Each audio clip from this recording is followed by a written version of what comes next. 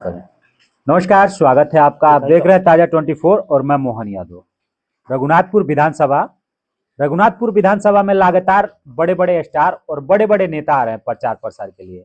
वहीं मैदान में निर्दलीय प्रत्याशी इंजीनियर उपेंद्र कुमार पटेल जो कि चुनावी मैदान में उतर चुके हैं। इंजीनियर थे, चुनावी मैदान में आए हैं। जानेंगे मैनिफेस्टो क्या है, लोगों के बीच जा रहे हैं, क्या प्रतिक्रिया आ रहा है। स्वागत है हमारे चैनल में उपेंद्र जी। नमस्कार। आपके चैनल का माध्यम से हम रघुनाथपुर की जनता को धन्यवाद करना चाहते हैं जो उनका प्रेम और स्नेह मिल रहा है। आप एक पेशे से इंजीनियर थे, चुनावी मैदान में आने का कारण क्या रहा? चुनाव में आने का कारण है कि जो हम लोग समय के हिसाब से देखते हैं या फिर हम जॉब कर रहे हैं तो वहाँ पे बिहार के जो मजदूरों का स्थिति है या वो लोग जैसे काम करते हैं उनका व्यवस्था उनको सही नहीं मिल पा रही है या उनको दिक्कत हो रही है, उसमें कोई सोच नहीं रहा है। वो व्यवस्था उनको मिल नहीं पा रही है और वो लोग मजबूर हैं जो जाके बाहर में काम कर रहे हैं। इसके लिए देखते हुए हमने सोचा है कि चुनाव लड़ें, जिससे अगर जीत के आते हैं तो हम बिहार के मजदूरों के लिए कुछ अच्छा करेंगे।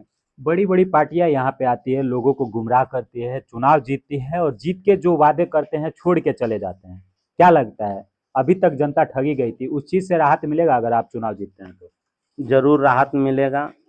जो बड़े बड़ी पार्टियां आती हैं उनके नेता आते हैं, वो लोग 4 साल 11 महीना कुछ नहीं करते हैं। 1 महीने में अपनी पूरी शक्ति झोंक देते हैं, अपने पूरे पूरे ब्रांड लेके आते हैं और जनता को गुमराह करते हैं, झूठी झूठी वादे करके जनता को बरगला के चले जाते हैं। हम लोग ज़मीन से जुड़े हुए लोग हैं और ज़मीन से ही जुड़ के ऊपर उठे हुए हैं। हम जानते हैं जनता को क्या चाहिए और किस तरह चाहिए। हमको कोई झूठा वादा नहीं करना है जनता से और न उनको आश्वासन दिलाना है।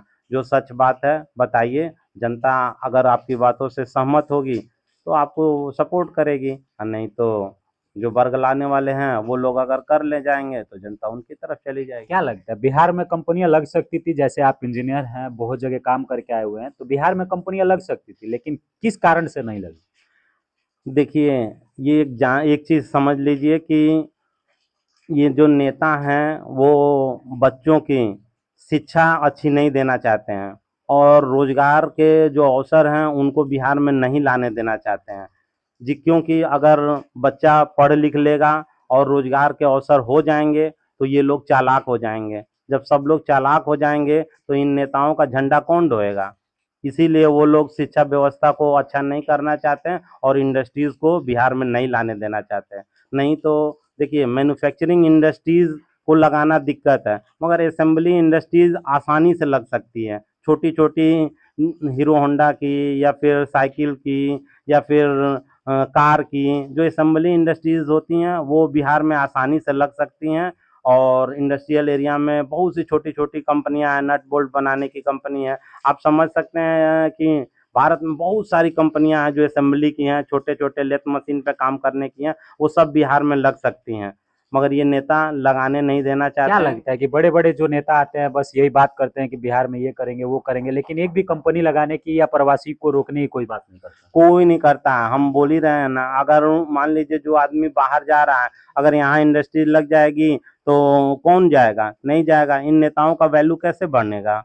ये वही ये बातें अगर आप उठा रहे हैं, जनता के बीच जा रहे हैं, लोगों को कितना रिस्पॉन्स मिल रहा है आपके बातों से? लोगों का इसमें पॉजिटिव रिजल्ट है। जनता एकदम समझ चुकी है कि क्या बात सच है। जो आदमी बाहर में काम करता है, ये मान के चलिए 1 कट्ठा जमीन में एक कंपनी चलती है, उसमें 20-30 लोग काम करते हैं, तो वो जनता तो जान रही है ना कि ये वाली कंपनी हमारे यहाँ भी लग सकती है। तो कोई नेता अगर आके बोलता है कि यहाँ ये इन कारणों से कंपनी नहीं लग रही है, उन कारणों से कंपनी नहीं लग रही है, तो जनता तो जो काम करके आए हैं वो तो सहमत है कि अरे यार, हम लोग जिस कंपनी में काम करते हैं इतने बाई इतने की कंपनी है और उसी में 20-30 लोग काम करते हैं। तो जनता कहाँ बेवकूफ़ बन रही है? नेताओं की बातें अब जनता सब कुछ समझ चुकी है। बिहार में जो चुनाव होता है यहाँ पे धर्म और जात पात पे ज्यादा होता है। अभी का जो चुनाव है, आप इंडस्ट्री की बात कर रहे हैं, लोग जात पात की बात कर रहे हैं, धर्म की बात कर रहे हैं, बड़े बड़े स्टार प्रचारक आ रहे हैं। आपको क्या लगता है कि इस बार का जो चुनाव होने वाला है किस मुद्दे पे होने वाला देखिए, इन नेताओं को अगर आप धर्म पाकिस्तान और बेरोजगारी, पलायन, मतलब 4-5 वर्ड अगर हटा दिया जाए ना, वो लोग 10 मिनट बात नहीं कर पाएंगे। बात नहीं कर आप पाएंगे। नहीं कर पाएंगे। यहाँ जो भी बड़े बड़े नेता आ रहे हैं ना, अगर मैं बोल रहा हूँ केवल 4-5 वर्ड हटा दीजिए, आतंकवाद, पाकिस्तान, धर्म, जात, ये सब जो बातें हैं ना, ये सब बस आप हटा दीजिए। वो लोग अगर 15 मिनट का स्पीच दे दें ना, तो आप बोलिएगा कि हमने गलत कहा है। सब लोग धार्मिक मुद्दों को अपना पहलू बना रहे हैं, आतंकवाद को पहलू बना रहे हैं, जो कि जनता को इनसे कोई मतलब नहीं है। जनता को चाहिए शिक्षा, रोजगार, सुरक्षा, ये सब की तो कोई बात ही नहीं करता है। रघुनाथपुर विधानसभा, ओसामा साहब और विकास सिंह आमने सामने हैं, दोनों एक दूसरे पे कटाक्ष कर रहे हैं। आप अपनी लड़ाई किससे देखते हैं? देखिए, हमारी लड़ाई किसी से नहीं है, और ना हम बड़ी बड़ी पार्टियों के साथ में ये सब बातों पे कोई कमेंट्स करना चाहते हैं। हमारा काम है सेवा करना, और हमको जनता का जनमत चाहिए। जनता अगर हमारी बातों को समझ पा रही है, जनता हमको 6 तारीख को सपोर्ट करेगी और हम जीतेंगे। तो जनता के लिए जितना हो सकेगा हम मैक्सिमम काम करेंगे। वो लोग की तरह नहीं है कि बड़ा नेता आता है तो कोई मरहूम शहाबुद्दीन जी की बात, आतंकवाद, इसकी बात करता है, कोई बोलता है कि वो उनके कैंडिडेट ऐसा हैं, उनके कैंडिडेट ऐसा करना है। ऐसा करके जनता को लुभाया जा रहा है, बरगलाया जा रहा है। ये सभी बातें जनता समझ रही है, और जाति धर्म से उठ के ऊपर जनता इस बार वोट करेगी।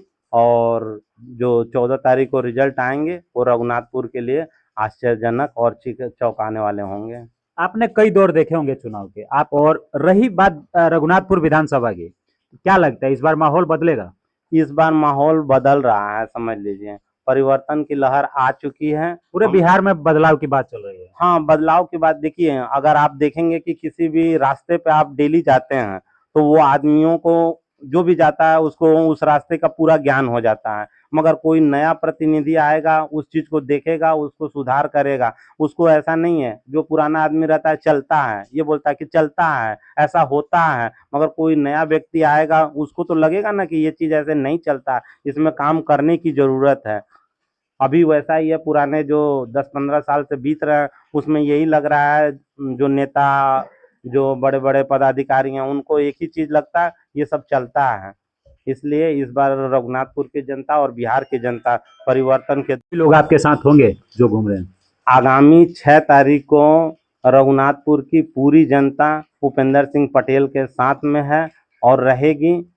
और जो सारी पार्टियां उनको जो लालच दे रहे हैं, उससे ऊपर उठ के, जाति धर्म से ऊपर उठ के 6 तारीख को जनता भूपेंद्र सिंह पटेल को पूरी तरह सपोर्ट। उपेंद्र जी चुनाव जीत जाते हैं, जनता भरोसा करती है, तो सबसे पहला क्या काम कीजिएगा रघुनाथपुर में जो आज तक किसी ने ना करवाया?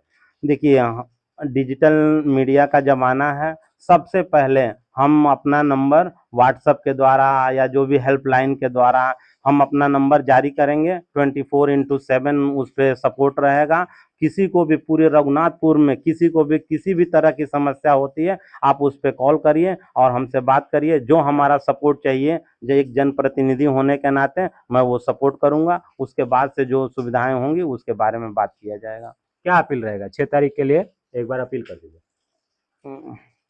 प्रणाम।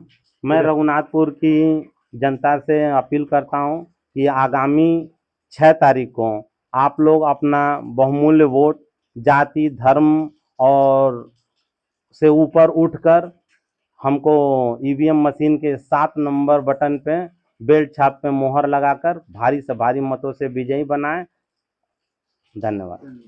उपेंद्र जी थे रघुनाथपुर विधानसभा में, अपना मैनिफेस्टो लेके आए। अगर ये जीतते हैं तो इंडस्ट्री को बढ़ावा देंगे, जो मजदूर लोग बाहर काम करने जाते हैं उनको कहीं ना कहीं अपने लोकल में रोजगार देने का प्रयास करेंगे।